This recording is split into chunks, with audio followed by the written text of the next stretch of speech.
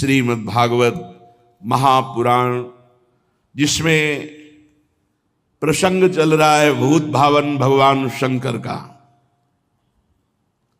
महामहिम करुणा स्वरूप जगत गुरु, उन्हीं की कृपा से ये विशुद्ध हरि भक्ति प्राप्त होती है, अन्यथा किसी की सामर्थ्य नहीं है। जा पर कृपा न करें पुरारी, सो न पाओ मुनि भगत हमारी। इस जन्म में ना सही तो किसी जन्म में शंकर आराधना बनी है। बिना शंकर आराधना के भगवान श्री हरि की विशुद्ध प्रेम लक्षणा भक्ति नहीं प्राप्त हो सकती। शिवद्रोही ममदास कहावा, सो नर मोही सपने नहीं भावा। और एक गुपुत मत सबई कहो कर जोर, शंकर भजन बिना नर भगति न पावे मोर। जितने बड़े महापुरुष हुए, भगवान शंकर की विशुद्ध कृपा हुई किसी न किसी जन्म में या इसी जन्म में, तो प्रिया प्रीतम की विशुद्ध भक्ति को प्राप्त हुए।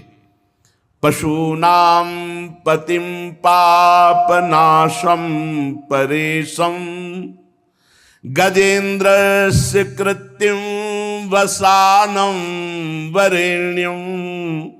जटाजूट मध्ये स्फुरद्गांगवारिं, महादेवमेकं स्मरामि स्मरारिं। महेशं सुरेशं सुरारार्तिनाशं, विभुं विश्वनाथं विभूत्यंगभूषं। विरूपाक्षमिन्द्वर्क वह्निर्त्रिनेत्रं, सदानन्दमीडे प्रभुं पंचवक्त्रं। गिरीशं गणेशं गले नीलवर्णं, गवेन्द्राधिरूढ़ं गणातीत रूपं। भवं भास्वरं भस्मनाभूषितांगं, भवानी कलत्रं भजे पंचवक्त्रं। शिवाकांत शंभो शशांकार्धमौले, महेशानशूलिन जटाजूटधारिन। त्वमेको जगद व्यापको विश्वरूप, प्रसीद प्रसीद प्रभो पूर्ण रूप। प्रसीद प्रसीद प्रभो पूर्ण रूप। प्रसंग चल रहा था देवाधिदेव महादेव आदि गुरु भगवान शंकर का अपमान किया दक्ष ने।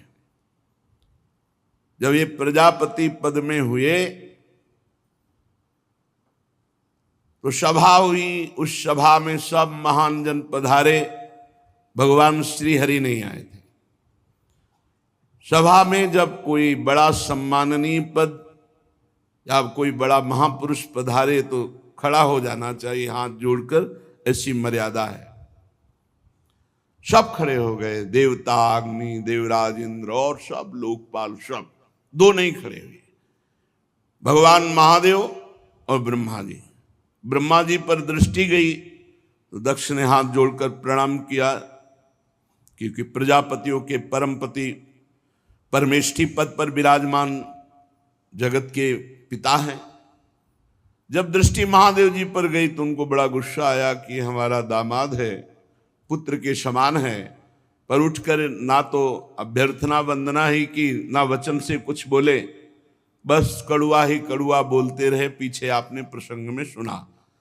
जब महादेव जी ने देखा बहुत इधर उधर दोनों तरफ से शाप हो रहा है, तो खिन्न होकर के चल दिए। किंचित उद्विग्न मना ईशानुगाह, अपने परिकर के साथ उद्विग्न होकर कि व्यर्थ का क्यों दक्ष ने इतना बड़ा शाप दे दिया, इधर से नंदिकेश्वर ने शाप दिया, व्यर्थ में। बहुत काल व्यतीत हो गया, वो भगवान शिव से बड़ा द्रोह करते थे दक्ष। यद्यपि उनकी लाडली सती जी भगवान शिव की अर्धांगिनी है, पर वो भगवान शिव से द्रोह बढ़ता ही गया दक्ष के हृदय में। सदा विद्विष तोरेवम कालौ वै धीमानयो। उस द्वेष को बार बार चिंतन करके नया बढ़ाता गया। यही अविवेक है। विवेक का कार्य है तत्काल द्वेष का नाश करके, जो आपसे ना बोले, जो आपसे झगड़ा करे, जो आपसे द्वेष करे, उससे भी द्वेष का नाश करने के लिए नम्रता पूर्वक व्यवहार करो, तत्काल नष्ट हो जाएगा द्वेष। पर वो बहुत समय तक द्वेष करता रहा। जब कोई महापुरुष से द्वेष करे और उसकी उन्नति हो तो जान लेना ये उन्नति नहीं है, ये उसको ऊपर चढ़ाकर पटकने के लिए व्यवस्था की गई। उसी समय ब्रह्मा जी ने प्रजापति तो पहले ही बना दिया था, प्रजापतियों का अधिपति बना दिया। प्रजापति नाम सर्वेशा माधिपत्य स्मयो भवत, और बढ़ा दिया, समस्त प्रजापतियों का अधिपति। अब तो और अहंकार बढ़ गया। भगवान शंकर को नीचा दिखाने के लिए ब्रह्म ऋषियों को निमंत्रण दिया और वाजपेयी यज्ञ किया, बिल्कुल शिव का भाग नहीं दिया। फिर बृहस्पति शव नामक बहुत बड़ा यज्ञ है ये। जब इस यज्ञ को अनुष्ठान में बड़े बड़े ऋषियों को निमंत्रण, सब भगवत स्वरूपों को निमंत्रण, लेकिन भगवान शंकर के यहां कोई निमंत्रण नहीं, यज्ञ में कोई भाग नहीं। यज्ञ उत्सव में सभी ब्रह्म ऋषि, देव ऋषि, पितर, देवता आदि अपनी अपनी पत्नियों के साथ पधारे। सबका विधिवत स्वागत किया दक्ष ने। खास बात यहां थी कि जो और बहनें थी सती जी की, तो कैलाश के ऊपर ही से विमान से चर्चा करते हुए जा रही थी। बड़ा निमंत्रण दिया है पिताश्री ने, बहुत आदर पूर्वक ऐसा। दक्ष कुमारी सती जी ने ये सुना। सती बिलोके व्योम विमाना, जात चले सुंदर विधि नाना। महाराज,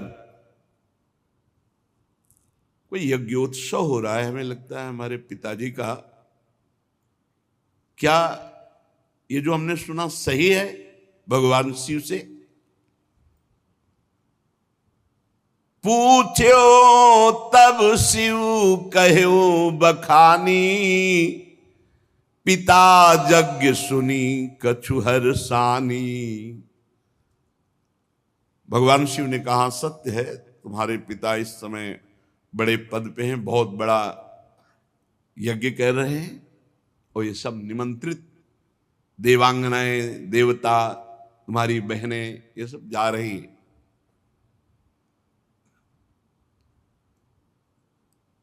कहा, प्रभु मेरी भी इच्छा हो रही, मैं भी जाऊं।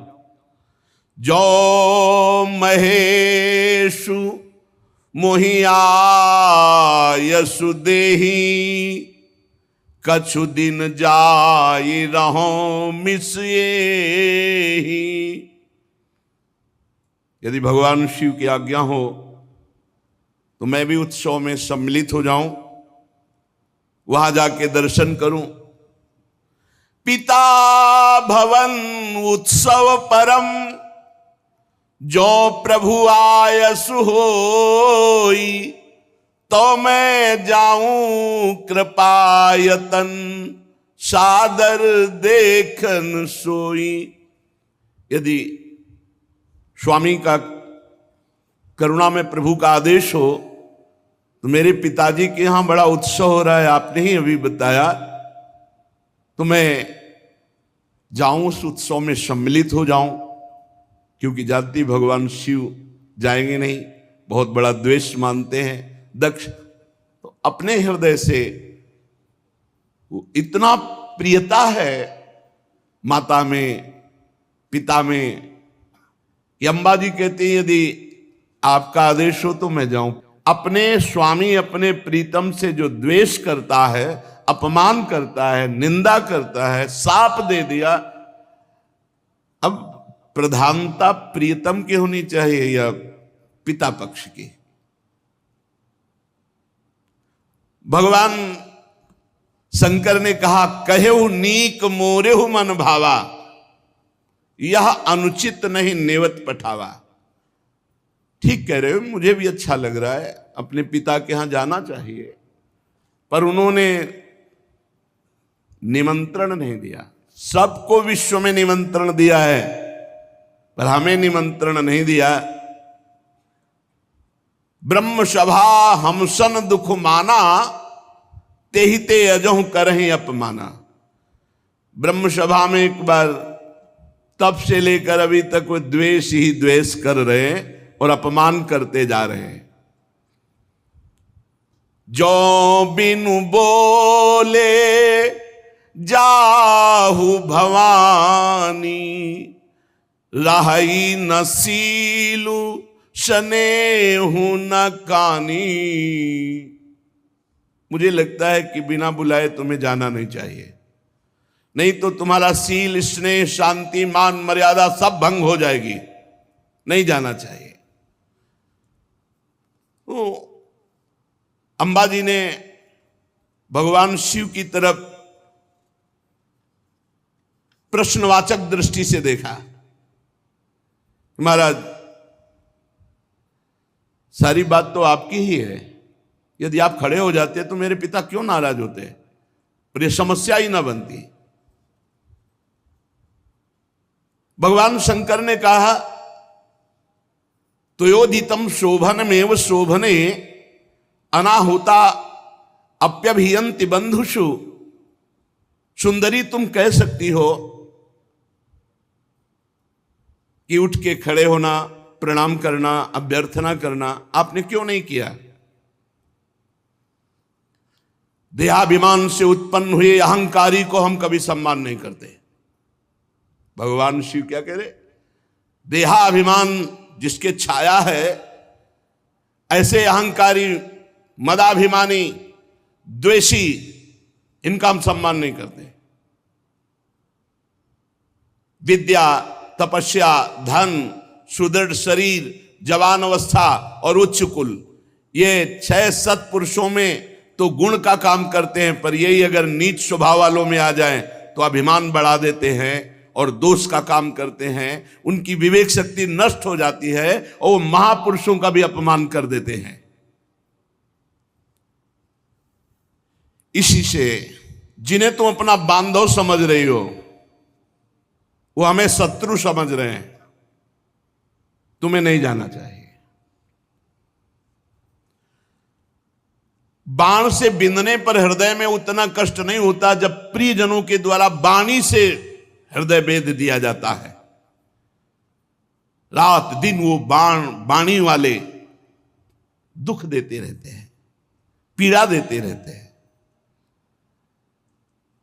सुंदरी, तुम जानती हो कि तुम्हारे पिता बड़ी उन्नति को प्राप्त हैं।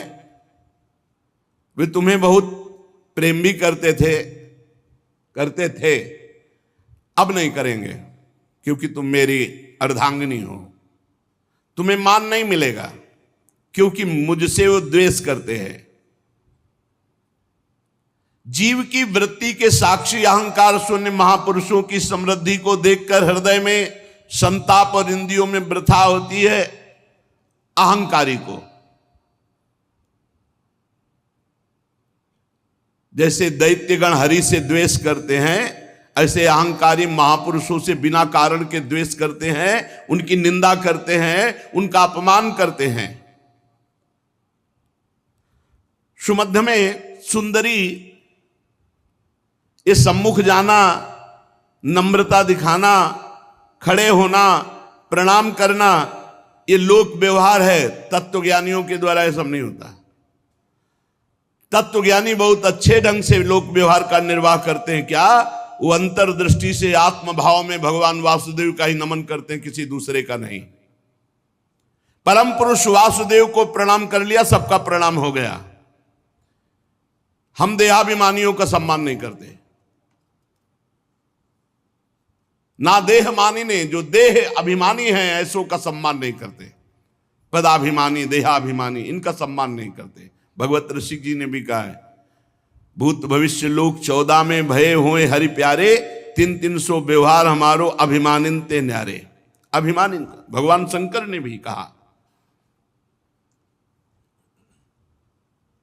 सबके अंतःकरण में विशुद्ध भगवान वासुदेव विराजमान है, उन्हीं वासुदेव का नमस्कार, सबका नमस्कार। जैसे मूल में जल चढ़ा दो सब जगह पहुंच जाता है। हम तो सिर्फ भगवान इंद्रियातीत वासुदेव को नमस्कार करते हैं, दूसरे को नहीं। इसलिए विचार करो, प्रजापतियों के यज्ञ में मेरा क्या अपराध था? मेरे प्रति कटुवाक्य, तिरस्कार, अपमान, निंदा, शाप, ये सब क्या है? दक्ष यद्यपि तुम्हारे शरीर को उत्पन्न करने वाला पिता है, तो भी मेरे से शत्रुता का भाव रखता है, इसलिए तुम्हें बिल्कुल नहीं जाना चाहिए। यदि ब्रजिष्यसि, यदि जाओगी तो मद्वचो भद्रम भवत्या न ततो भविष्यति संभावितस्य स्वजनात् पराभवो यदा सा सद्यो मरणाय कल्पते। यदि मेरी बात मान लो करके तुम नहीं जाती हो तो परम मंगल होगा, और अगर मेरी बात की अवहेलना कर दी और तुम चली जाती हो तो इतना ध्यान रखो, प्रतिष्ठित व्यक्ति का जब अपने प्रियजनों के द्वारा अपमान होता है तो उसका एक ही निर्णय निकलता है, मृत्यु। संभावितस्य स्वजनात् पराभवो यदा सा सद्यो मरणाय कल्पते, स्पष्ट भगवान शिव ने कह दिया। इसका परिणाम मृत्यु ही होगा अगर मनमानी करोगी तो। भगवान शंकर मौन हो गए। सती जी ने फिर दृष्टि से देखा, इस बार थोड़ा रुद्र दृष्टि थी, प्रश्नवाचक दृष्टि थी। इस बार मानो प्रश्न था कि हमने तो शास्त्रों में सुना है कि गुरु के यहां बिना बुलाए जाना चाहिए, पिता माता के यहां बिना बुलाए जाना चाहिए। तो यदि मैं बिना बुलाए जाती तो कोई दोष थोड़ी, शास्त्रीय दोष भी नहीं है, क्योंकि भगवान शंकर ने कहा जो बिन बोले जाओ भवानी, राहे न सील स्नेह न कानी। तो सती जी ने मानो प्रश्न किया कि क्या अपने पिता माता के पास बिना बुलाए जाना कोई दोष है? गुरु जी के यहां निमंत्रण ना मिलने पर भी जाना चाहिए, यही मर्यादा है। ये नहीं कि तुम्हें बुलावें, प्रार्थना करें तो नहीं। जदपि मित्र प्रभु पितु गुरु गेहा, जाई बिनु बोले हूं न संदेहा। भगवान शिव ने कहा प्राण प्यारा मित्र बिना बुलाए जाना चाहिए, इष्ट देव के यहां, स्वामी के यहां बिना बुलाए जाना चाहिए, गुरुदेव के यहां बिना बुलाए, और माता पिता के यहां। ये 4 जगह है जहां निमंत्रण की परवाह नहीं की जाती। परम प्राण प्रिय मित्र, स्वामी का गृह, और गुरुदेव और माता पिता।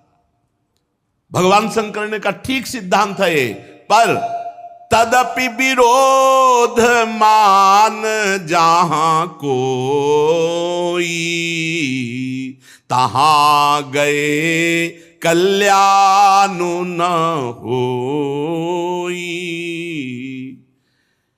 यदि मित्र द्रोह रखता है तो नहीं जाना चाहिए, यदि माता पिता द्वेष रखते हैं तो नहीं जाना चाहिए, यदि गुरु की इच्छा है कि तुम ना हो तो फिर नहीं जाना चाहिए, यदि स्वामी की इच्छा है कि तुम हमारी दृष्टि में ना पड़ो तो नहीं जाना चाहिए। तदपि विरोध मान जहां कोई, तहां गए कल्याण न होई। भगवान शिव ने कहा वहां नहीं जाना चाहिए। भांति अनेक शंभु समुझावा, भावी बस न ज्ञान उर आवा। भगवान शंकर बहुत प्रकार से समझा रहे हैं, लेकिन अंबाजी को भगवान शंकर की सीख इस समय अच्छी नहीं लग रही। क्यों? क्योंकि ममत्व जोर कस गया।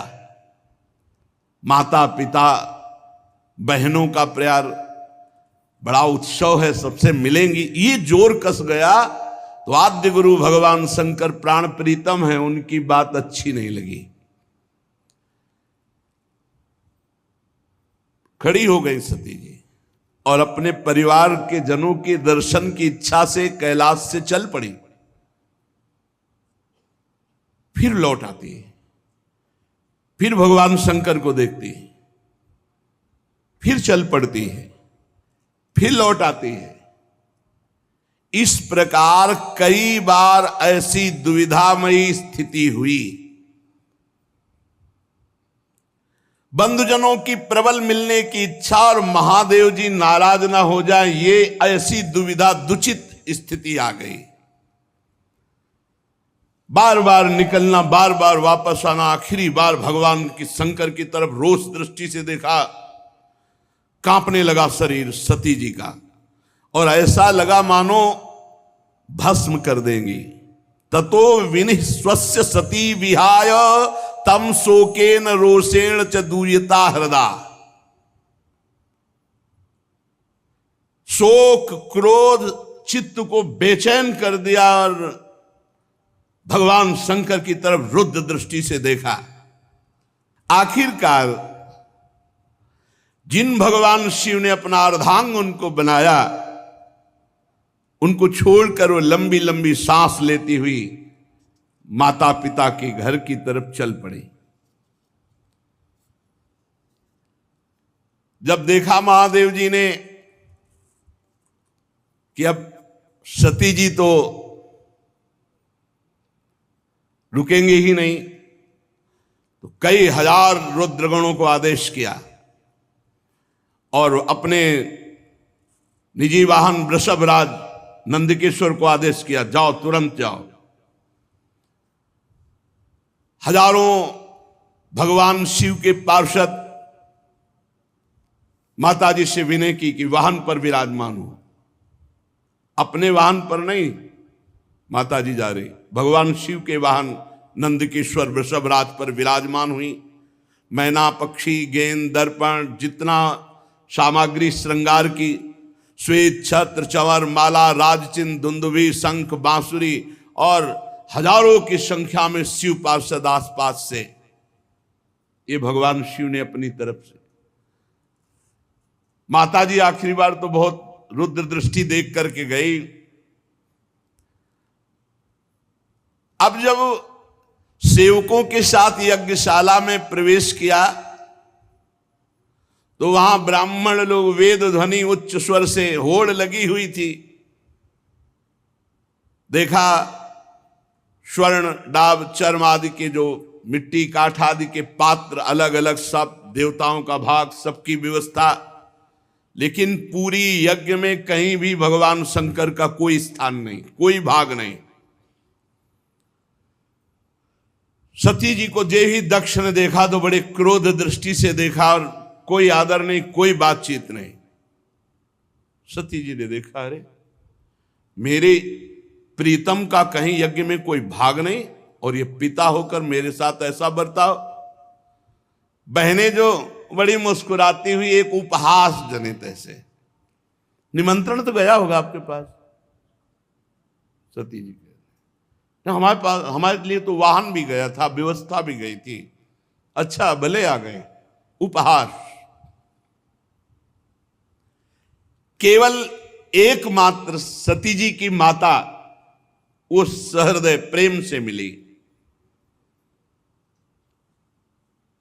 सादर भले ही मिली एक माता, भगिनी मिली बहुत मुस्काता। दक्ष न कछु पूछी कुशलाता। सती बिलो की जरे सब गाता। सती जाई देख्यू जब जागा। कतहु न दीख शंभु कर भागा। तब चित चढ़े जो शंकर कहेऊ। प्रभु अपमान समुझी उर दहेऊ। सती जी ने देखा कि बहनें मुस्कुरा करके मिल रही हैं। पिता तो देखते ही जल गया और भगवान शंकर का कहीं कोई भाग नहीं। बहुत क्रोध आया, मानो संपूर्ण लोगों को अंबा भस्म कर देंगी। दक्ष की तरफ देखकर कहा, कर्म मार्ग के अभ्यास में घमंडी शिव जी से द्वेष करता है। तब तक मर्यादा रहती जब तक इष्ट पर प्रहार न हो। अगर इष्ट के संबंध पर प्रहार हो तो जैसे पिताश्री कह के बात करने वाले प्रहलाद जी ने दैत्यराज कह के बात किया, ऐसे का कर्म मार्ग के अभ्यास में लगा हुआ घमंडी तो भगवान शिव से दोह करता है। लड़खड़ा रही थी क्रोध में वाणी अंबा जी की। तू पिता है, क्या तू जानता है भगवान शंकर से बड़ा कोई इस सृष्टि में है? नायस्य लोकेस्त्यतिशायनः प्रियस्तथा प्रियो देह भृताम प्रियात्मना। तस्मिन् समस्तात्मनि मुक्त वैरिके ऋते भवंतम कतमः प्रतीपयेत। तू जानता है जिनका न कोई प्रिय है ना प्रिय है, सदैव अपने आत्म स्वरूप में निमग्न रहते हैं, उनसे वैर किया तूने। सर्व कारण परमेश्वर भगवान शिव से तेरे जैसा घमंडी और कौन हो सकता है जो वैर करे? ब्राह्मणों, तुम लोग दोष देख रहे हो फिर भी यज्ञ करा रहे हो। साधारण पुरुष ऐसा नहीं कर सकता। जिस यज्ञ में भगवान शिव का भाग नहीं दिया गया, अहंकार पूर्वक करता है, वो यज्ञ कैसा? इसका मतलब तुम सब दंड के भागी बनोगे। खेद है, महापुरुषों का अपराध जिस सभा में होता है और सभा सहती पूरी सभा को दंड भोगना पड़ता है। पूरी सभा को। जो दुष्ट मनुष्य स्वरूप इस शरीर को आत्मा मानता है और भगवान शिव से या महापुरुषों से द्रोह करता है, निंदा करता है, उसका सर्वनाश निश्चित होता है। महापुरुष नहीं करते कुछ, उनकी चेष्टा पर ध्यान भी नहीं देते, परंतु उनके चरणों की धूल उस महान अपराधी को भस्म कर देती, नष्ट कर देती है। महापुरुषों की निंदा जैसा जघन्य कार्य इन देहाभिमानी को ही शोभित होता है।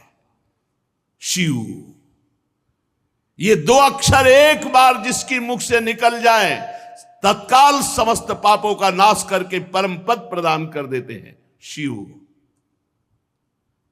भगवान शंकर की आज्ञा का कोई उल्लंघन त्रिभुवन में कर सके? पवित्र कीर्ति मंगल में मेरे स्वामी शंकर से द्वेष करता है पिता तू अमंगल रूप है, तेरा सर्वनाश निश्चित है। अंबा जी बोली, अरे भगवान शिव तो महापुरुषों के भी महापुरुष है, जिनका मन मधुकर ब्रह्मानंद रस में डूबा रहता है, जिनके चरणों की सेवा के लिए सनक सनंदन सनातन सनत कुमार बड़े बड़े ब्रह्म ऋषि याचना करते हैं। उन विश्वबंधु विश्वात्मा भगवान शिव से वैर तेरे जैसा अहंकारी ही कर सकता है। अरे भगवान शिव स्मशान भूमि की चिता को लगाते हैं, नरमुंडों की माला पहनते हैं, जटा बिखेरे भूत पिशाच साथ रखते हैं, पर उनके चरणों से गिरे हुए निर्माल्य को ब्रह्मा आदि बड़े बड़े देवता मस्तक पर धारण करते हैं। निरंकुश धर्म मर्यादा विहीन। अय दक्ष, जब मेरे स्वामी ये कहेंगे आओ दक्षायणी, तो मैं सुन नहीं पाऊंगी, क्योंकि शरीर से तेरा संबंध है और तू मेरे प्रीतम से द्रोह करता है, निंदा करता है। जब अपने स्वामी की कोई निंदा करे तो शरीर में सामर्थ्य हो तो उसकी जबान काट ले, नहीं तो कान बंद करके निकल जाए। अंबा जी कह रहे करुणों पिधाए निर्याद्यत कल्प ईशे धर्मा वितर स्तृणभिर नभिरस्य माने छिंदात प्रसई रुसती मसतीम प्रभुश्चे जिभ्याम। या तो कान में अंगुली डाल करके सभा से निकल जाए और या उसकी जबान काट दे जो अपने इष्ट की, अपने स्वामी की निंदा कर रहा हो।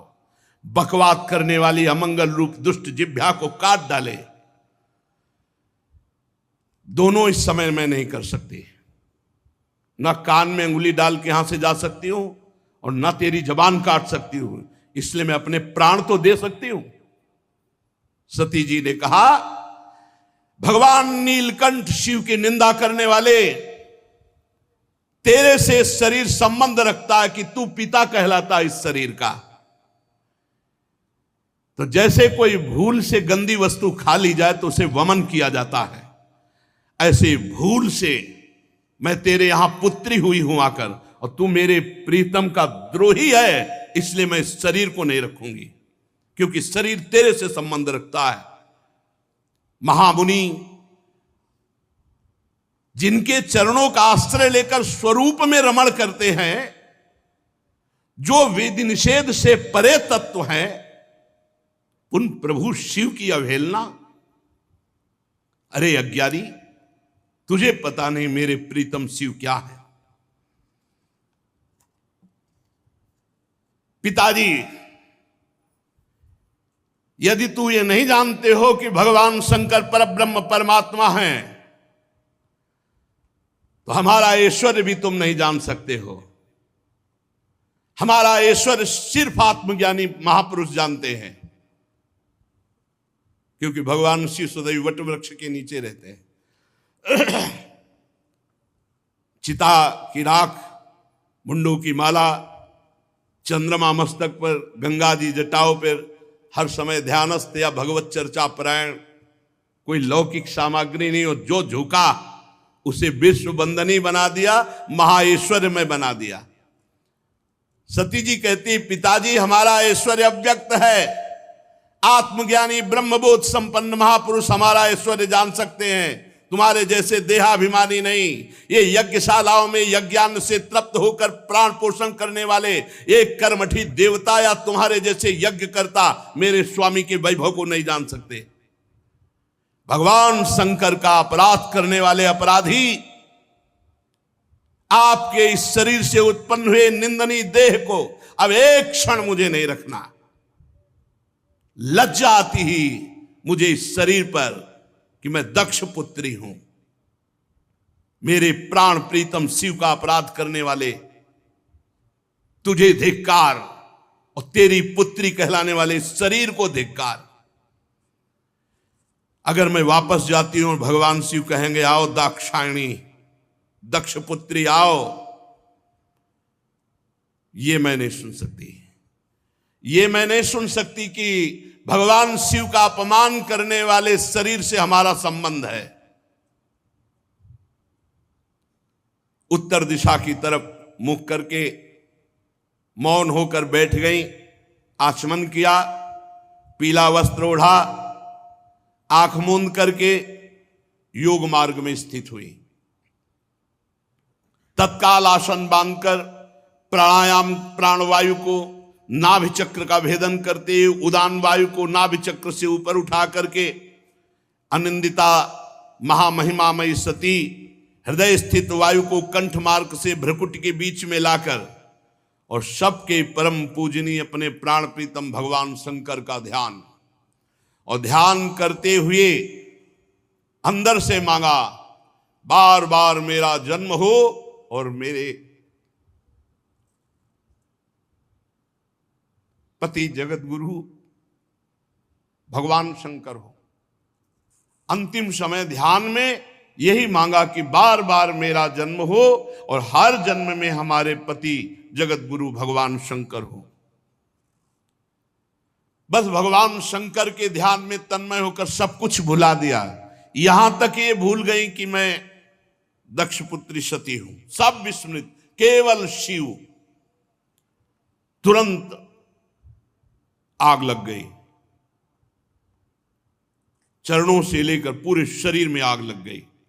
भगवान शिव के चिंतन में तन्मय और अपने प्राण त्यागने की जे भी धारणा की तो योगाग्नि प्रकट हो गई अंबा जी के शरीर में। हाहाकार मच गया, पूरे शरीर में दिव्य आग। समस्त देवता जो यज्ञ में सब कोलाहल मच गया, भागे सब इधर उधर भागे कि अब तो आतंक हो जाएगा, अब तो सर्वनाश का खेल होगा। क्योंकि सती जी ने शरीर छोड़ दिया तो रुद्रगण कैसे किसी को चैन से रहने देंगे। जो बड़े बड़े याज्ञिक थे उन्होंने कहा, अरे ये दक्ष के दुर्व्यवहार से कुपित होकर देवादिदेव महादेव की प्रिया सती ने अपने शरीर को त्याग दिया। अरे देखो, सारे चराचर के जीव इस दक्ष प्रजापति की संतान है, फिर भी ये कैसा दुष्ट है। अपनी पुत्री शुद्ध हृदया सती का आदर नहीं किया, भगवान शिव का ऐसा निरादर किया कि उसने प्राण त्याग दिया। बड़ी सब बातें होने लगी। अरे कम से कम जब शरीर छोड़ रही थी उस समय शंकर द्रोही रोक देता, लेकिन इसने तो बात ही नहीं की। जेव ही ये सूचना, यज्ञ मंडप के बाहर शिव पार्षद खड़े थे, शिव पार्षदों को सूचना मिली, हाहाकार मचा हुआ, सती जी ने अपने शरीर में योगाग्नि प्रकट कर ली। अब तो उठा उठा करके पटकने लगे जितने भगवान शिव पार्षद थे, जो मिले पंडित यजमान, जो भयंकर रुद्र लीला। महाराज सर्व समर्थ भृगु जी ने देखा यज्ञ में तो विघ्न डाल दिया, तो उन्होंने अपहृतम रक्ष इस मंत्र का उच्चारण करके जय स्वाहा दक्षिणाग्नि में आहुति दी, तो रिभु नाम के महान बलवान देवता प्रकट हुए तत्काल मंत्र के बल से, और बड़े तेजों में ब्रह्म तेज से संपन्न। और उन्होंने जलती हुई लकड़ी जो मिला उठा उठा कर भगवान शंकर के गणों की पिटाई करके भगा दिया यज्ञ रक्षा के भृगु जी के मंत्र से। उधर देवर्षि नारद जी भगवान शंकर शांत बैठे हुए थे। हर हर महादेव, नारायण नारायण नारायण। भगवान शंकर ने आंख खोला, बोले प्रभु बड़ा मंगल हो गया। दक्ष ने आपका भाग नहीं दिया यज्ञ में, और माता जी से बात भी नहीं की। आपकी निंदा, आपका अपमान ना सह सकने के कारण सती देवी ने योगाग्नि के द्वारा अपने शरीर को भस्म कर दिया। और आपके पार्षद जब उनको दंड देने लगे तो भृगु जी ने रिभुओं को मंत्र के द्वारा इतना प्रबल पार्षद रूप प्रकट किया कि आपके पार्षदों को मार के भगाया वो आ रहे हैं। भगवान शंकर उस समय सती का भस्म होना, पार्षदों का अपमान, तो क्रुद्धा सुदृष्टोष्ठ पुटः साधूर्तिजटाम। भगवान शिव क्रोध से ओठ चबाने लगे और जटाएं से बिखेर ली, और एक जटा पकड़ी जो बिजली की तरह चमक रही थी और उखाड़ कर पृथ्वी पर पटक दिया एक जटा को। जे ही पटका तो इतनी जोर का अट्टहास हुआ मानो विश्व का विनाश हो जाएगा। देखा, देखते देखते जमीन से आकाश को चीरते हुए इतना भयानक वीर, इतना शरीर विशाल था कि ऐसे देखो तो छाती स्वर्ग तक पहुंच चुकी थी। 1000 भुजाएं, मेघ के समान श्याम वर्ण, जलते हुए 3 विशाल नेत्र, बाहर मुंह से निकली हुई विकराल दाढ़ें, अग्नि की ज्वाला के समान लाल लाल जटाएं, गले में नरमुंडों की माला और 1000 हाथों में 1000 अस्त्र धारण किए हुए। तम किम करोमीति गृणंतमाह बद्धांजलिम, भगवान भूतनाथा, हाथ जोड़कर वो महावीर बोला, हे भूतनाथ, क्या आज्ञा है हमारे लिए। दक्षम सयज्ञम जहि मद भटानाम त्वम गणो रुद्र, भटांश को मैं। भगवान शंकर ने कहा, जाओ दक्ष, उसके यज्ञ, पार्षद, यज्ञ करता सबको नष्ट कर दो। देवादिदेव भगवान शंकर जे भी ऐसी आज्ञा दी, उस महावीर पार्षद का नाम वीरभद्र। भगवान शंकर के चरणों को स्पर्श करके, परिक्रमा करके चलने को जैसे ही अगला कदम रखा, मानो भूकंप आ गया। इतना विशाल का शरीर, ऐसा मालूम होने लगा मानो भूकंप आ गया।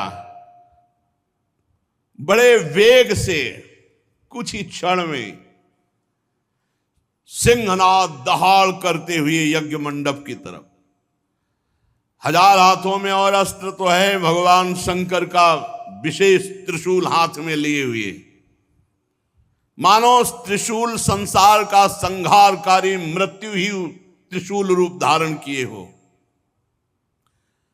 हजारों सेवक और पीछे चल रहे रुद्रगण, आगे वीरभद्र। वीरभद्र के पैरों की धमक से पृथ्वी हिल रही थी। ऋत्वज यज्ञशाला में जजमान सदस्य ब्रह्म ऋषि धमक से समझ गए कुछ गड़बड़ होने वाला है।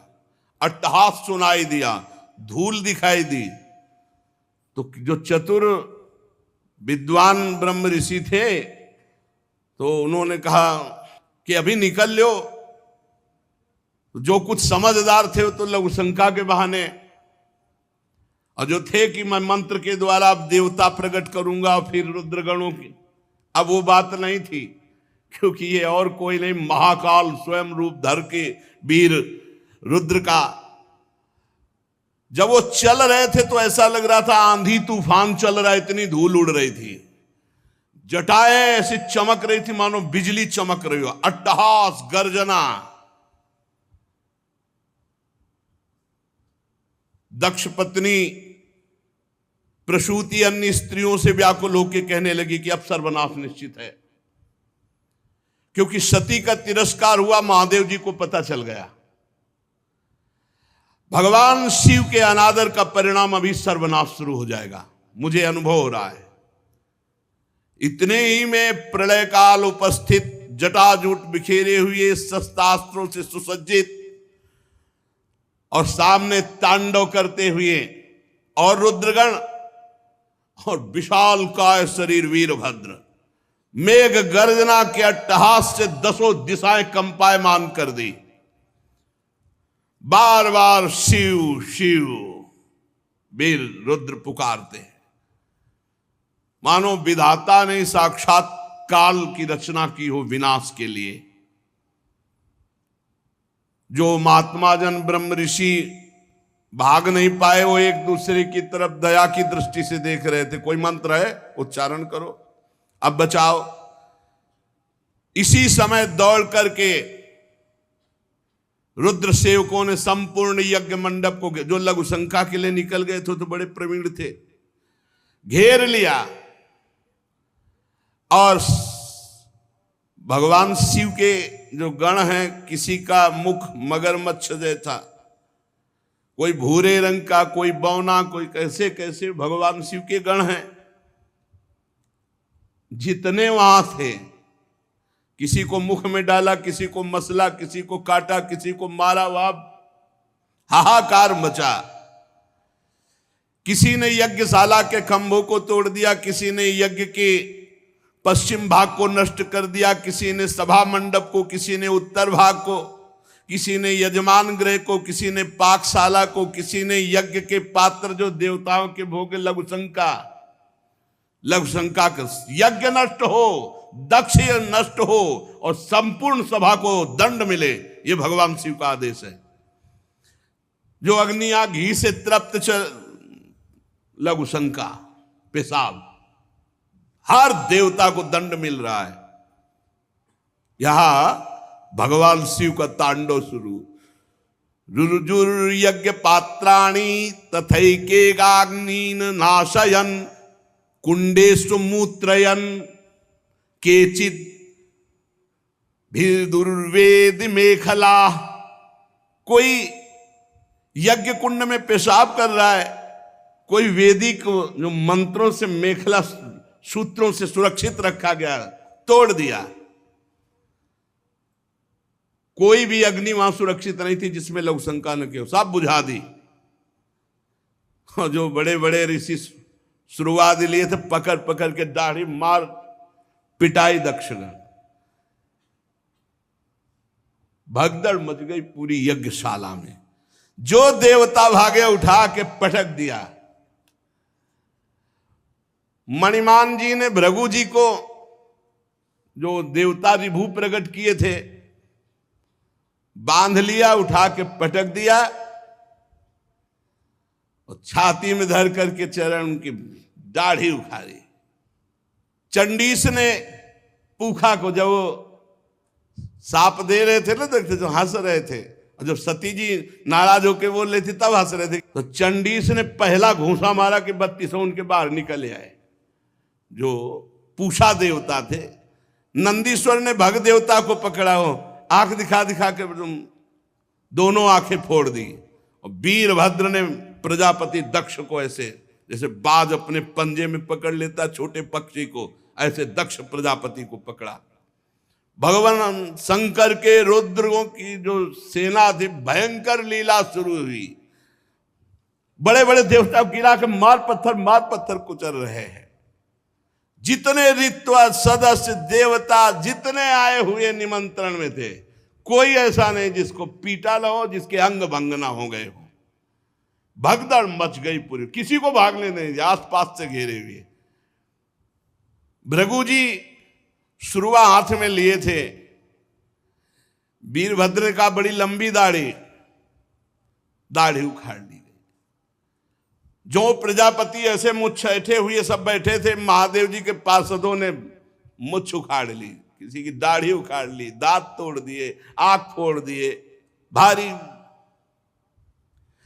देवादिदेव महादेव जी के पार्षद इस समय न कोई मंत्र काम कर रहा है ब्रह्म ऋषियों का, न साप काम कर रहा है कि जाओ कुछ नहीं, जल लिए रहो हाथ में, कुछ नहीं। ये शिव प्रताप है।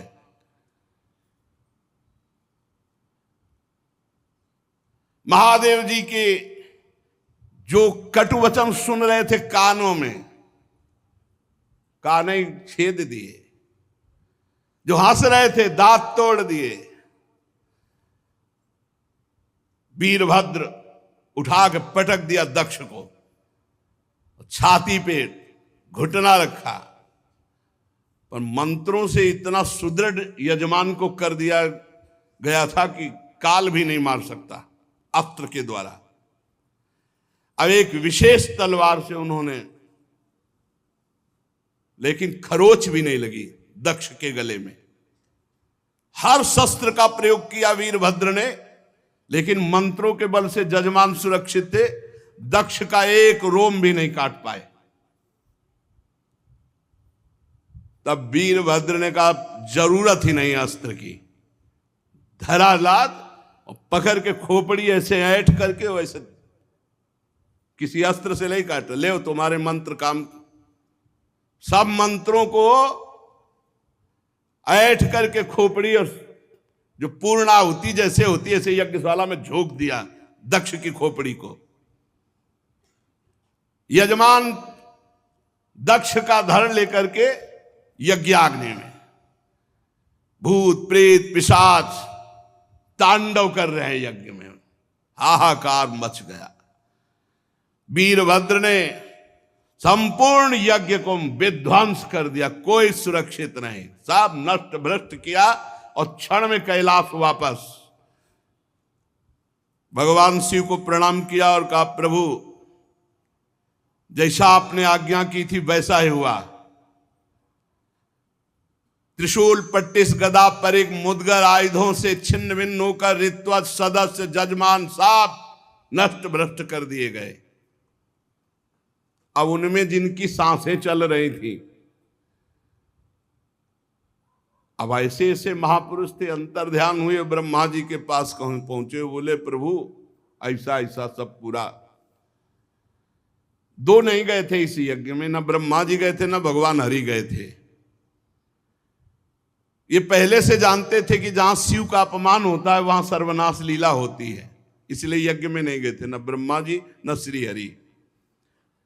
जब जो बचे हुए देवता वो जाकर के वहां प्रार्थना की, सब अंग भंग। भगवान श्री हरि ने कहा, परम तेजस्वी पुरुष का अगर कोई दोष भी बन जाए तो उसका अपराध नहीं करना चाहिए, फिर निर्दोष महापुरुष का अपराध करने पर तो सर्वनाश हो ही जाएगा। अगर वो तेजस्वी पुरुष है, अगर उससे कोई अपराध भी बन जाए तो उसके साथ अपराध के बदले में अपराध न करे, नहीं तो नाश हो जाएगा। फिर जो निर्दोष महापुरुष हैं उनकी निंदा, उनका अपमान तो सर्वनाश कर ही देगा। और फिर तुम लोगों ने भगवान शंकर का अपमान, भगवान शंकर की निंदा, भगवान शंकर को भाग्य न देना। चलो अब जो हुआ सो हुआ, सब चलो भगवान शंकर के पैर पकड़ो। तुम लोग शुद्ध हृदय से यदि भगवान शंकर की प्रार्थना करोगे तो बहुत जल्दी आशुतोष हैं, वो बहुत जल्दी प्रसन्न हो जाते हैं। दक्ष के दुर्वचन, दक्ष का अपमान, प्रिया सती का वियोग, इसलिए तुम यदि मंगल चाहते हो, दूसरा संकल्प ना बनने पावे, सब चलो भगवान शंकर के पैर पकड़ो चल के, क्षमा अपराध मांगो। अगर दूसरी बार कुपित हो गए तो लोकपालों के सहित लोक के लोक भस्म हो जाएंगे, किसी की ताकत नहीं कि बचा सके। भगवान ने ऐसा कहा। भगवान रुद्र परम स्वतंत्र हैं, उनकी सामर्थ्य को न तो कोई ऋषि मुनि जानता, न कोई देवता जानता है, न देवराज इंद्र जानते हैं, न यज्ञ स्वरूप और कोई, और यहां तक कि मैं स्वयं नहीं जानता हूं कि वो कितने सामर्थ्यशाली हैं। इसलिए एक ही उपाय है, चलो सब चरण पकड़ लो भगवान शंकर की।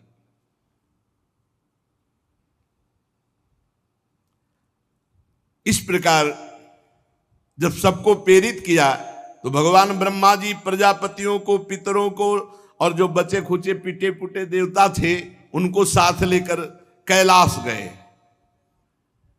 कैलाश पर्वत दिव्य औषधियों से, दिव्य मंत्रों से और योग आदि से सुरक्षित है। ऐसा नहीं कि हर कोई कैलाश में प्रवेश पा लेगा। दिव्य औषधियां, दिव्य मंत्र, दिव्य योग आदि और दिव्य देवता किन्नर गंधर्व आदि के द्वारा सुरक्षित है।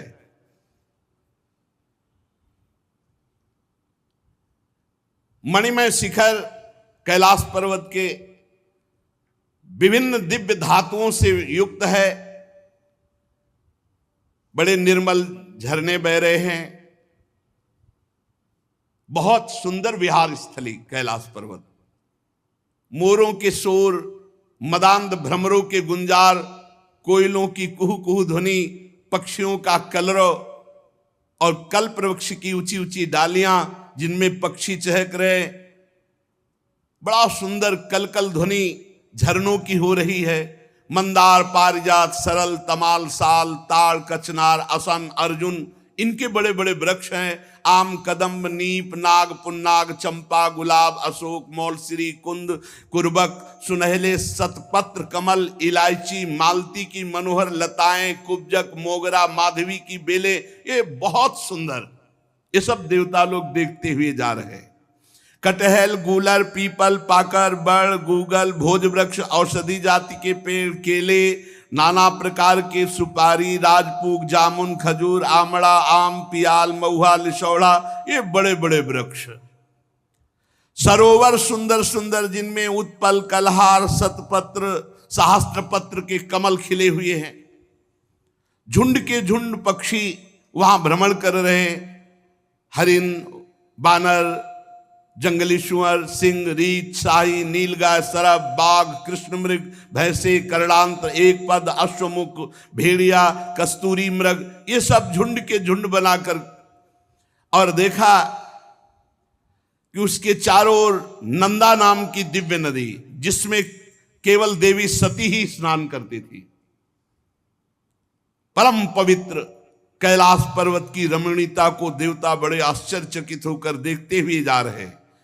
वहां अलका नाम की एक सुरम्यपुरी सौगंधिक वन देखा, जिसमें सुगंध फैलाने वाले सौगंधिक नाम के कमल खिले हुए थे।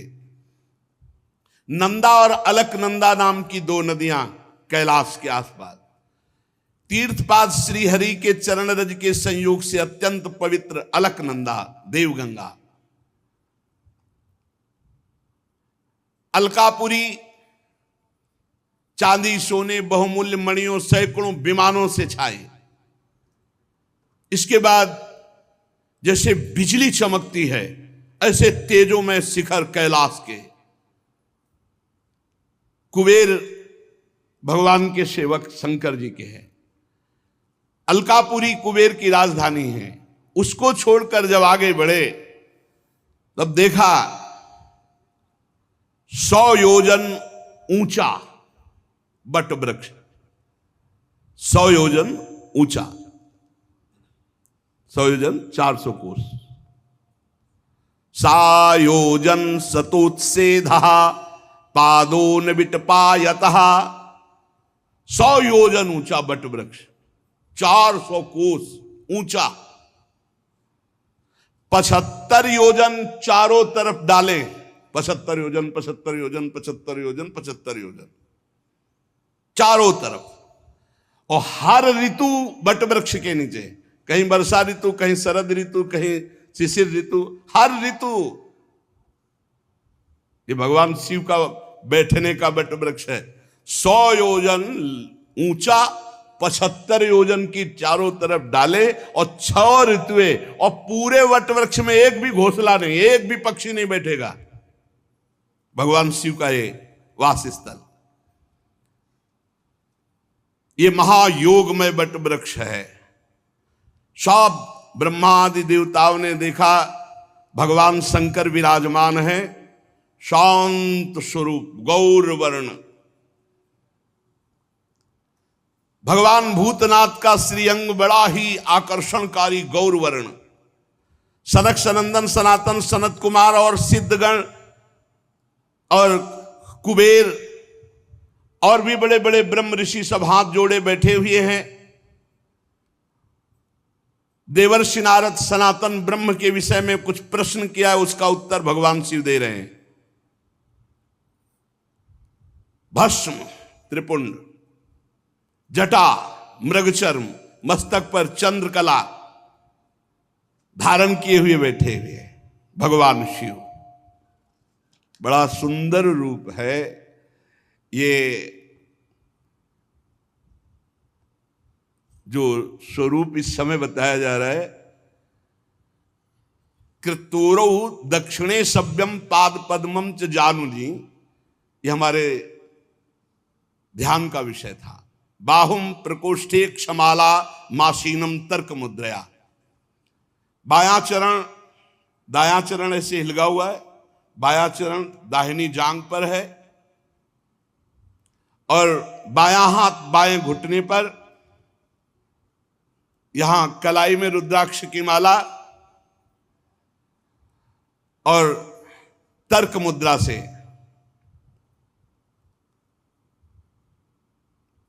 भगवान शिव ऐसे बाएं, इसमें बायां पैर दाहिनी जांग पे, दाहिना चरण हिलिक रहा है। और योग पट्ट कहते हैं काठ की बनी हुई टहनी, टेकनी, जिसमें ऐसे वो ऐसे दाहिनी तरफ लगी हुई।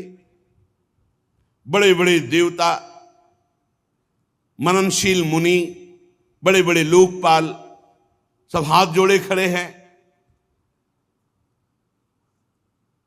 ऐसी मुद्रा में उपदेश कर रहे हैं।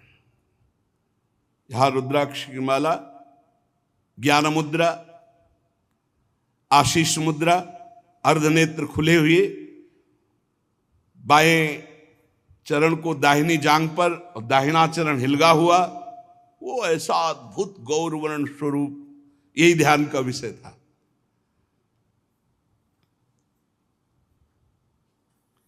समस्त देवता दैत्यों के अधिपति ब्रह्मादि सब महादेव जी के चरण कमलों की वंदना की। जी देखा ब्रह्मा जी आए, भगवान शिव आसन से खड़े हो गए और सिर झुकाकर ब्रह्मा जी की वंदना की। चारों ओर महर्षियों से, अन्य सिद्ध गणों से सब घिरे हुए महादेव जी को, और ब्रह्मा जी भी नमस्कार मुद्रा में और भगवान शिव ब्रह्मा जी को नमस्कार। चंद्रमौली भगवान शिव बड़ी गंभीर मुद्रा में से हंसते हुए ब्रह्मा जी ने कहा, जाने त्वामीशं विश्वस्य जगतो योनि बीजयो शक्ति शिवस्य च परम यत्तत् ब्रह्म निरंतरम। मैं जानता हूं स्वामी, आप संपूर्ण जगत के रचयिता है, पालन करता है और संहार करता है। ब्रह्मा जी कह रहे हैं विश्व की योनि शक्ति और विश्व के पुरुष शिव स्वरूप आप ही पर ब्रह्म है, आपसे ही संपूर्ण सृष्टि प्रकट होती, शिव और शक्ति से। भगवान आप शिव शक्ति से संपूर्ण लीला करते हुए इस जगत को मकड़ी के जाले के समान प्रकट करते हैं, इसी पर खेलते हैं। आपकी ही बांधी हुई वर्णाश्रम धर्म की मर्यादा है। महामंगल में महेश्वर जो आपकी आराधना करते हैं, वो स्वर्ग चाहे तो स्वर्ग, मोक्ष चाहे तो मोक्ष, धन चाहे तो धन, जो चाहे आप प्रदान करते हैं। महानुभाव, हम सब आपको प्रणाम करते हैं, अपने आप को आपके चरणों में समर्पित करते हैं। प्रभु, ये पशु स्वभाव वाले लोगों की गलती पर आप क्रोध न कीजिए। प्रभु आप कृपा कीजिए। ये देहाभिमानी लोग, इनकी नीयत अच्छी नहीं होती। ये दूसरों की उन्नति देखकर रात दिन कूढ़ा करते हैं और बड़े मर्म भेदी अज्ञानी दुर्वचन बोलते रहते हैं। प्रभु आप जैसे महापुरुषों को इनको दंड देना उचित ही है, पर अब शांत हो जाइए। प्रभु ये अज्ञान के द्वारा मारे हुए हैं। देवाधिदेव भगवान आप प्रसन्न होइए। ब्रह्मा जी ने, समस्त देवताओं ने बड़ी प्रार्थना की। कहा प्रभु यदि आप प्रसन्न हैं तो भगत देवता के नेत्र फोड़ दिए गए, उनके नेत्र मिल जाएं। भृगु जी की दाढ़ी जम आवे, जिन जिन के दांत मुंह आंख सब तोड़े गए हैं, सब देवता सबके अंग ठीक हो जाएं। रुद्रदेव जो जहां घायल हुआ है, जो जहां मारा गया है, वो वहीं से जी जाए, उसके अंग जग जाएं। और प्रभु अब कृपा करो, जजमान भी जिंदा होना चाहिए, यज्ञ भी पूरी होनी चाहिए।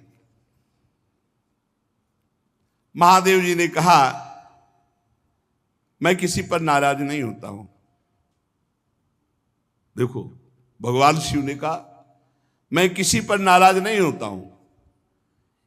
इत्यजे नानु नीतेन भवेन परितुष्यता नागम प्रजेश बाला नाम वर्णये नानु चिंतये। क्योंकि मैं जानता हूं देव मायाभिभूता नाम दंडस तत्र धृतो मया। ये अपराधी लोग अपने कर्म के परिणाम में खुद नष्ट हो जाते हैं, मैं नाराज नहीं होता हूं। मैं तो केवल ये सावधान करता हूं कि तुम्हारा कर्म ही दंड रूप भयंकर धारण करके तुम्हें नाश कर देगा। ये उनका कर्म ही था जो वीर रुद्र के रूप में गया और नाश कर दिया। चलो सबके अंग भंग जिनके हुए हैं, सबके अंग नवीन जागृत हो जाएं। जागृत हो गए। भग देवता, मित्र देवता, भृगु, जिसका जो जो कुछ नष्ट हुआ वो सबके पूषा के दांत नए नहीं लगेंगे। अब हलुआ का भोग लगेगा इनको। बहुत खिल्ली उड़ा रहे थे, इनके दांत नहीं आएंगे केवल, और सबके अंग आ जाएं। अब इनके पिसा हुआ भोग लगेगा। और दक्ष प्रजापति का सिर तो जल गया, बकरे का सर लगा दिया जाए, भगवान शिव ने कहा, और यज्ञ पूरी की जाए, और यज्ञ का आखिरी भाग मेरा, तो यज्ञ पूरी हो जाएगी। जिनकी भुजाएं टूट गई हैं याज्ञिकों में से, तो अश्विनी कुमार की भुजाओं से, भृगु जी की दाढ़ी भृगु जी जैसी नहीं जगेगी, बकरी जैसी जगेगी। याद तो रहेगा इनको। भगवान शंकर के वचन सुनकर ब्रह्मा जी बोले धन्य है, धन्य है। अरे किसी तरह प्रसन्न तो हो गए। धन्य नहीं तो दोबारा तीसरा नेत्र खोल देते तो लोक और लोकपाल सब भस्म हो जाते। शिव है शिव, जो इनको जानते नहीं है उसे बोले भगवान शंकर अपने में आ जाए तो कोई है ही नहीं, कोई है नहीं, कोई नहीं है मगर अपने भोले हैं, बस इतनी बात समझो। इसीलिए इनकी कृपा से ही सब कुछ प्राप्त होता है। हरि की प्रसन्नता, हरि की भक्ति, हरि का प्रेम। आप जानते हो राधा वल्लभ जी कौन है? इन्हीं की आत्मा है, इन्हीं से प्रकट हुए हैं, इन्हीं से प्रकट हुए भगवान शिव है। भगवान शिव ने जब ऐसा भगवान शंकर के वचन सुनकर के कि भगवान शिव प्रसन्न हो गए, धन्य है धन्य है सब देवता, अब वैसा ही किया गया। महादेव जी से कहा गया कि यज्ञशाला में पधारो, तो ब्रह्मा जी लेके गए महादेव जी को यज्ञशाला में। भगवान शंकर की दृष्टि पड़ते ही सब जीवित हो रहे, जितने मारे गए थे, और जैसा जैसा विधान किया वैसा सबके अंग। अब एक जो यज्ञ पशु बकरा, वो उसका सर दक्ष के गर्दन में जोड़ा गया। जे ही जोड़ा गया तो शिव दृष्टि पड़ते ही उठ गए। बहुत कड़ुआ बोलते थे। शिव को देखा, अब तो हृदय एकदम, महादेव जी की स्तुति करना चाहते थे, पर सती जी का स्मरण आने पर आंसू आ गए और चिल्ला चिल्ला करके वो रोने लगे। प्रेम विह्वल प्रजापति दक्ष जैसे तैसे अपने को रोका। अब बकरे की आवाज में क्या होता है स्तुति, बहुत जोर के बोलते थे। भगवान शंकर कुछ बोल ही नहीं पा रहे, तो भगवान शंकर ने सामर्थ्य दी। तब दक्ष बोले भूयान अनुग्रह अहो भवता कृतो में दंडस्त्वया मयि भृतो यद्यपि प्रलब्धा ना ब्रह्म बंधुश्चवान भगवन् नवज्ञा तुभ्यम हरेश्च कुतएव धृत व्रतेषु। भगवान मैंने अपराध किया है आपका, और आपने जो थोड़ी शिक्षा के लिए दंड दिया, इसको मैं कृपा मानता हूं। आज मेरा अहंकार नष्ट हो गया।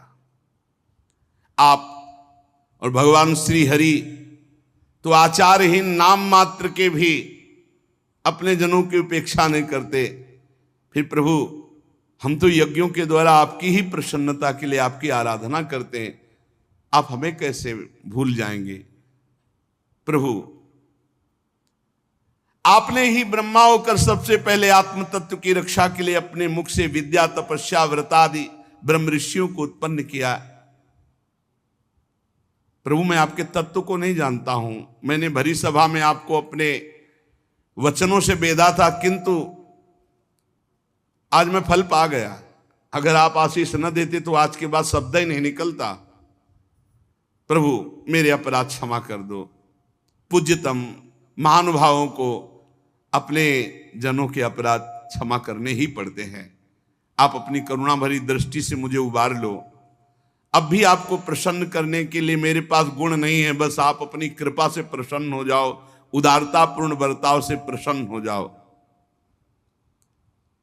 आशुतोष भगवान शंकर प्रसन्न हो गए। उपाध्याय, ऋत्वज आदि की सहायता से यज्ञ आरंभ हुआ।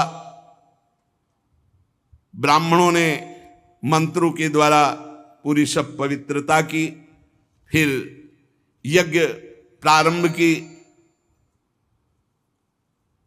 और फिर भगवान का आवाहन किया। पहले यज्ञ में ना तो ब्रह्मा जी आए थे ना भगवान आए थे। जब भगवान शंकर पधारे तो आवाहन जो ही किया तो उसी समय श्याम वर्ण, कमर में सुवर्ण की करधनी, पीतांबर धारण की, अनंत सूर्यों के समान दीदीप्यमान मुख कमल, नीली अलकावली कांतिमय कुंडलों से शोभायमान, और शंख चक्र बाण धनुष गदा खड्ग ढाल भगवान 8 भुजा धारण किए हुए वहां प्रकट हुए। हृदय में श्री वत्स का चिन्ह, सुंदर बनमाला, उदार हास, लीलामय कटाक्ष, आनंद मगन करते हुए आसपास सहस्त्रों पार्षद प्रकट हो गए जो चवन ढुला रहे हैं, कोई छत्र लिए है। भगवान पधारे ये देख करके ब्रह्मा जी, महादेव जी, देवराज इंद्र, सब ऋषि आनंदित हो गए और भगवान को प्रणाम किया। सबकी जिह्वा लड़खड़ा रही थी। भगवान के तेज के सामने कोई बोलने में समर्थ नहीं हो रहा था। ब्रह्मा जी की भी मति काम नहीं कर रही थी, ऐसा भगवान का दिव्य रूप। दक्ष ने, ऋत्विजों ने, सदस्यों ने,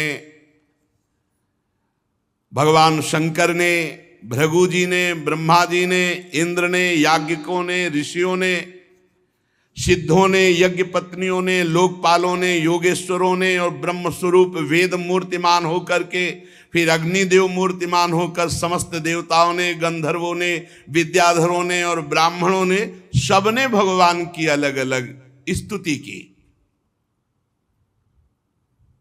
श्री भगवान ने कहा, ध्यान से सब लोग सुन लो।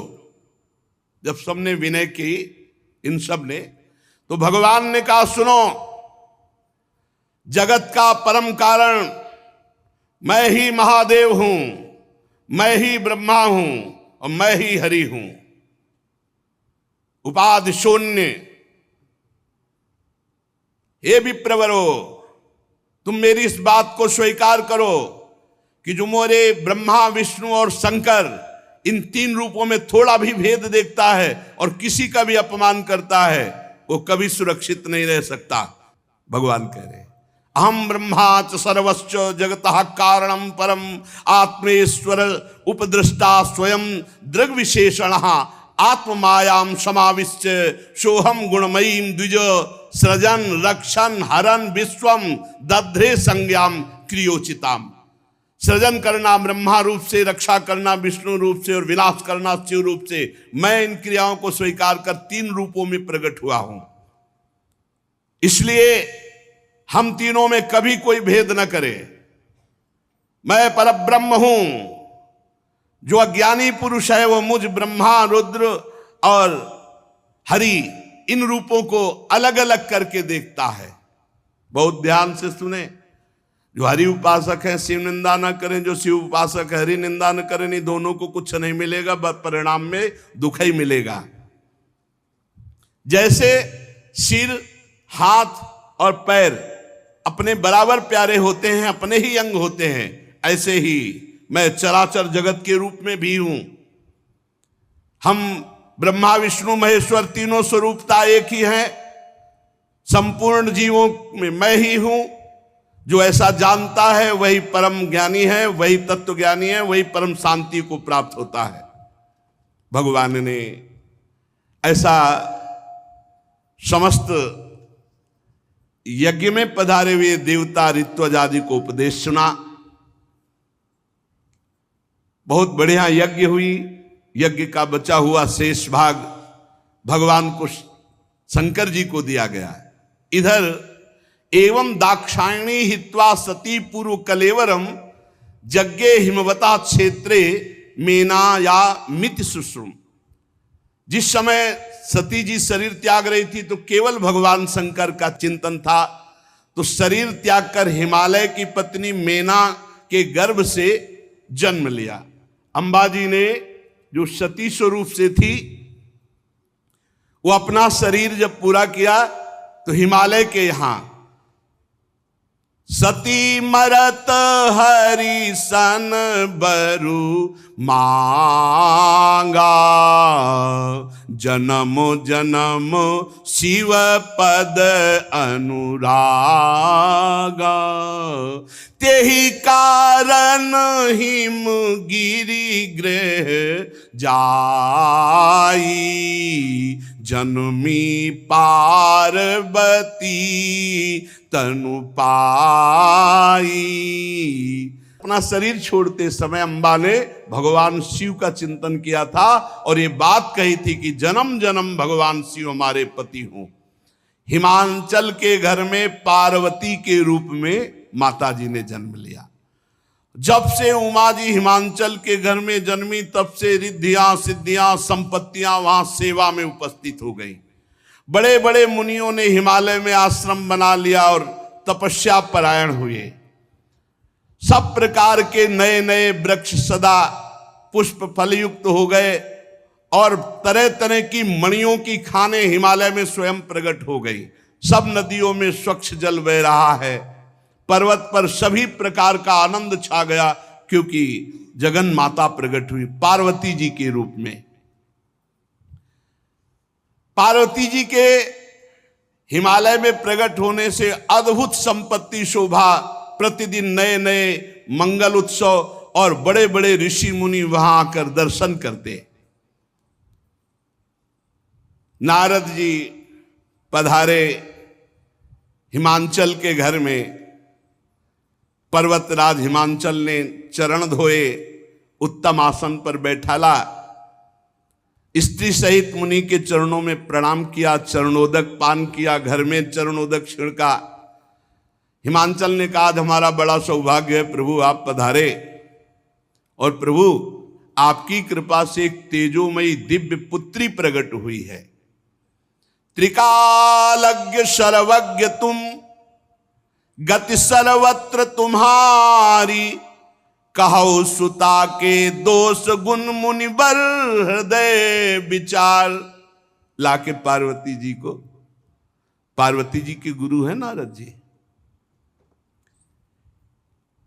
नारद जी के सामने जगन माता अम्बा जी को, जो अभी बहुत छोटी स्वरूप में है, कन्या रूप में, प्रणाम करवाया। महाराज आप त्रिकालज्ञ हैं, सर्वज्ञ हैं, आप बताइए इस कन्या के भाग्य रेखा में क्या है।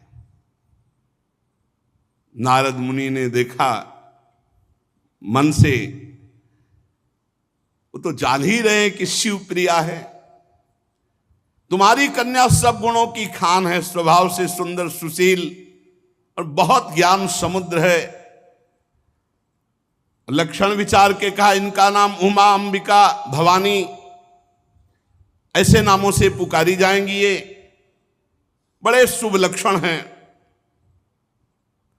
और महाराज ये पति को बहुत प्यारी होंगी और इनके पति अचल अविनाशी सुहाग, बड़ा यश फैलेगा आपका। सारे जगत में इससे बढ़कर कोई पूज्य नहीं हुआ। जो इसका पूजन करेंगे वो जो कामना करेंगे वो प्राप्त कर लेंगे। देवी है, आद्याशक्ति। तुम्हारी पुत्री के सहारे पतिव्रत रूपी तलवार की धार पर नारियां चढ़ जाएंगी। पर्वतराज क्या वर्णन करें तुम्हारी कन्या के भाग्य। हाँ, आप कुछ दो चार अवगुण दिखाई दे रहे हैं। सावधान हो गए हिमालय। आपने सब सद्गुण वर्णन किए, आपने कहा अवगुण। अवगुण क्या है? बोले ध्यान देकर सुनो। अगुण अमान, मातु पीतु हीना, उदासीन सब संशय छीना, जोगी जटिल अकाम मन, नगन अमंगल वेश, अस स्वामी यही का मिली, परिहस्त असिरेख। और तो सब ठीक है। इसका जो पति होगा गुणहीन, गुणहीन का मतलब त्रिगुणातीत, सतोगुण रजोगुण तमोगुण से परे, मानहीन अर्थात आत्मस्वरूप, माता पिता विहीन, इनके कोई माते पिता नहीं, इनके कौन माता, जगत के माता पिता तो आप है। और उदासीन, किसी से मतलब नहीं, और लापरवाह, परम स्वतंत्र, बेपरवाह, जोगी, जटाधारी, काम है ही नहीं हृदय में, दिगंबर रहते हैं, कभी बागंबर धारण कर लेते हैं। बस एक ही कमी है, पति ऐसा मिलेगा और तो सब ठीक है। नारद जी की वाणी सुन करके सखियों को और उमा जी को, मैना और हिमांचल को, सबको आंसू आ गए, लेकिन अलग अलग भाव में। हिमांचल और मैना जी के आंसू आ गए, इतनी सुंदर पुत्री, ओ ऐसा विधाता की बुद्धि खराब, ऐसा वर निकली, और उनके आंसू आ गए। सखियों का, हमारी सखी इतनी सुंदर, ऐसा पति। और उमा जी क्या है कि जिनको मैं चाह रही थी, ये सारे लक्षण उन्हीं में है, ये सारे लक्षण उन्हीं में है, अर्थात वो मुझे प्रभु शिव ही वर रूप में मिलेंगे। लेकिन कहा किसी से कुछ नहीं, सबके आंसू आ रहे, दशा अलग अलग है चिंतन की।